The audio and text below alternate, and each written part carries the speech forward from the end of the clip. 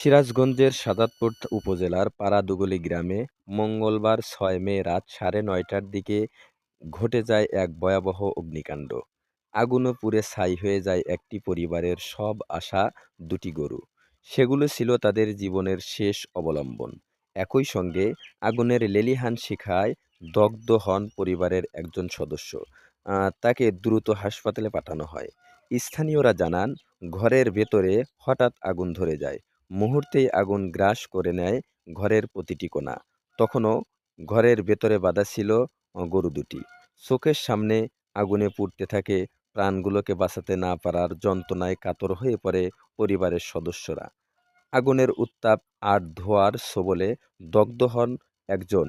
তার অবস্থা আশঙ্কাজনক। ধারণা করা হচ্ছে একটি মশার কয়েল থেকে আগুনের সূত্রপাত হতে পারে।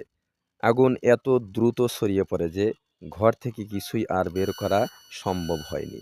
খবর পেয়ে সাদাতপুর ফায়ার সার্ভিসের একটি ইউনিট ছুটে আসে ঘটনাস্থলে। স্থানীয়দের সহযোগিতায় আগুন নিয়ন্ত্রণে আনলেও ততক্ষণে সব শেষ। জীবনের সাধনা আর সংগ্রামের ঘরটি মাটিতে মিশে গেছে।